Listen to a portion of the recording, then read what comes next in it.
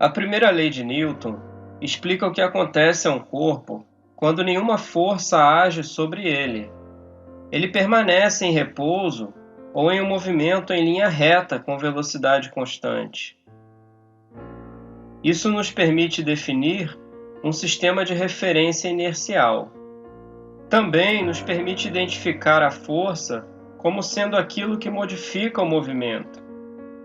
A segunda lei de Newton responde à questão do que acontece a um corpo que tem uma força resultante não nula agindo sobre ele, com base em nossa discussão sobre a massa no vídeo anterior. Certifique-se de que esteja claro para você o papel da força. Muitas vezes acreditamos que a força é a causa do movimento, mas podemos ter movimento na ausência de forças, como diz a primeira lei de Newton. Certifique-se de compreender que a força é a causa da mudança no movimento. Imagine que você esteja empurrando um bloco de gelo por uma superfície horizontal sem atrito. Quando você exerce alguma força horizontal, F, o bloco se desloca a certa aceleração A. As experiências mostram que se você aplicar uma força 2 vezes maior ao mesmo corpo, a aceleração também dobra. Se você aumentar a força em 3 vezes, a aceleração original triplica, e assim por diante. A partir dessas observações, concluímos que a aceleração de um corpo é diretamente proporcional à força resultante agindo sobre ele, e inversamente proporcional à sua massa. A força resultante é a soma vetorial de todas as forças agindo sobre o corpo de massa m. Se o corpo é constituído de um sistema de elementos individuais, a força resultante é a soma vetorial de todas as forças externas ao sistema. Nenhuma força interna, isso é, forças entre elementos do próprio sistema, é incluída, pois elas não afetam o movimento do sistema como um todo. A força resultante também é chamada algumas vezes de força líquida, soma de forças, força total ou força não balanceada. A equação mostrada na figura não diz que o produto MA é uma força. Todas as forças sobre um corpo são adicionadas vetorialmente para gerar a força resultante no lado esquerdo da equação. A força resultante é então igualada ao produto da massa do corpo com a aceleração ocasionada pela força resultante. Não inclua uma força MA na sua análise.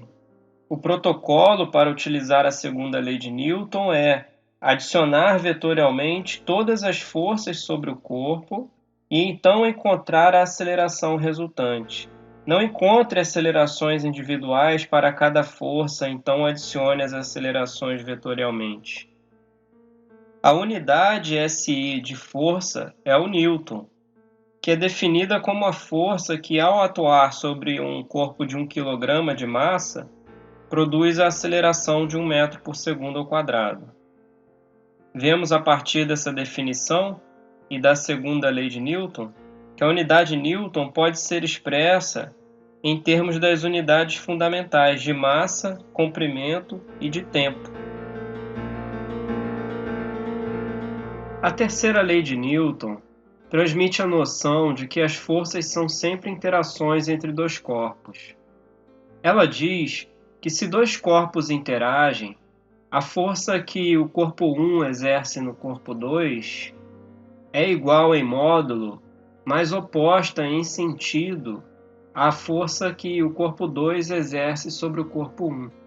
Isso é equivalente a afirmar que as forças sempre ocorrem em pares, ou que uma força única isolada não pode existir. Essas forças são chamadas de par ação e reação. Elas são forças que atuam em corpos diferentes, porém são do mesmo tipo. Na figura, um cavalo puxa um trenó com uma força horizontal, fazendo esse trenó acelerar.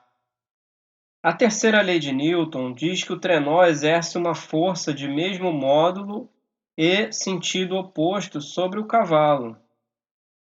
Em vista disso, como poderia o trenó acelerar? Essas forças não se cancelam? Ao aplicar a terceira lei de Newton, é importante lembrar que as forças envolvidas agem sobre corpos diferentes. Observe que a força exercida pelo cavalo age sobre o trenó, enquanto a força exercida pelo trenó age sobre o cavalo. Como essas forças agem sobre corpos diferentes, elas não se cancelam. As forças horizontais exercidas apenas sobre o trenó são a força para frente, exercida pelo cavalo, e a força de atrito para trás, entre o trenó e a superfície, figura B. Quando a força para frente é maior do que a força de atrito, o trenó acelera para a direita. As forças horizontais exercidas apenas sobre o cavalo são a força de atrito para frente, exercida pelo chão, e a força para trás, exercida pelo trenó. A resultante dessas duas forças faz com que o cavalo acelere. Quando a força de atrito sobre o cavalo é maior do que a força que o trenó exerce sobre ele, o cavalo acelera para a direita. As duas forças descritas no problema agem sobre corpos diferentes, de forma que não se cancelam. Se considerarmos o trenó e o cavalo como um sistema, as duas forças descritas são internas ao sistema e, portanto, não podem afetar o movimento. Essa figura também ilustra uma diferença extremamente importante entre uma representação pictórica e uma representação pictórica simplificada para resolver problemas envolvendo forças.